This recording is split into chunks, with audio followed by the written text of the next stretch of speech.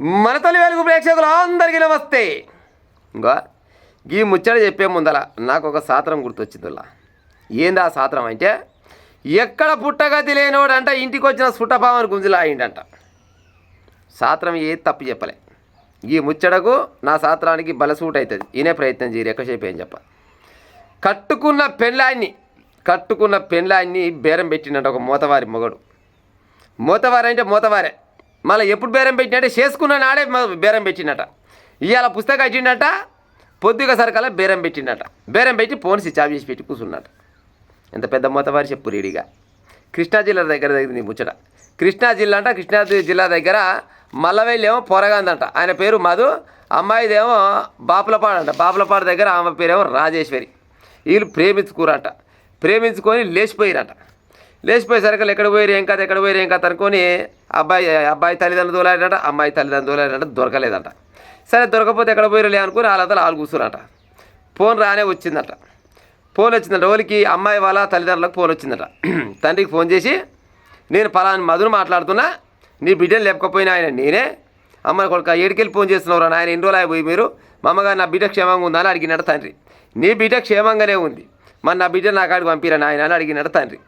నీ బిడ్డని నీ కాడికి పంపుతా కానీ నాకు 12 లక్షల రూపాయలు ఇస్తే పంపుతా. 12 లక్షల రూపాయలకు బేరం కురిపించుకున్నట. 12 లక్షల రూపాయలు అందులో ఒక్క రూపాయి కూడా తగ్గేది లేదు.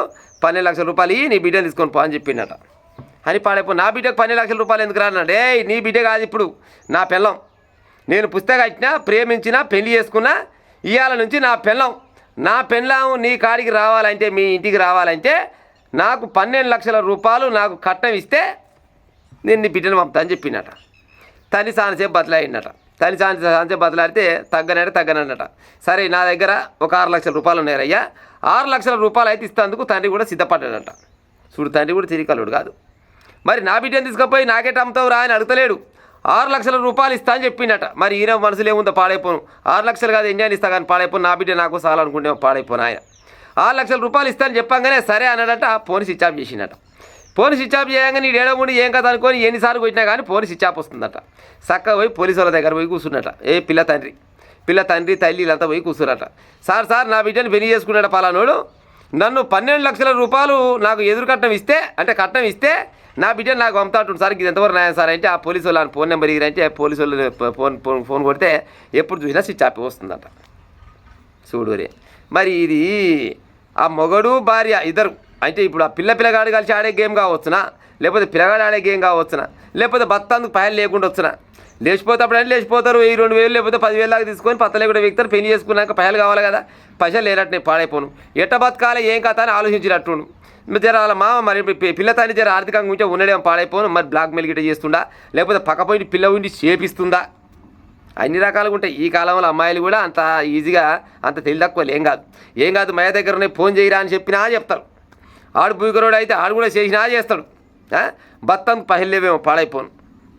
ఈ కాలంలో గిసమోటి లంగా దొంగ బయట వేయాలని కొంతమందిని అమ్మాయిలు బలిష్టపడి పాడవుతారు. వాళ్ళు 18-20 ఏళ్ళు కని పెంచితే వాళ్ళ ప్రేమను పక్కకు పెట్టి 18-20 రోజుల ప్రేమకు వాళ్ళకు మొత్తం దాసోహం అయ్యి వాళ్ళు ఎమ్మడి గొర్రెపిల్ల పోయినాడు పోతారు.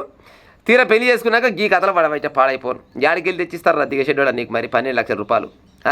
ఇప్పుడు వేసుకపోయినావు, ప్రేమించినావు, పెళ్లి చేసుకున్నావు, నీ అంతలో నువ్వు బతికి ఓని అయ్యే లెక్క బతికి రేపన్నాడు పిల్లగాడు పుట్టినాక నీ బిడ్డని కంటికి రెప్పలాగా చూసుకుంటున్నా, నేను నీ బిడ్డని చూడు ఎంత మంచిగా చూసుకుంటున్నా చెప్తే నిజంగా చెప్పాల్సిన కులం చెడ్డ సుఖం దక్కింది, పోరిం కొనపోయి మంచిగా రాజ లెక్క చూసుకుంటూ మారాని లెక్క చదువుకుంటున్నాని నలుగురు సై అంటారు.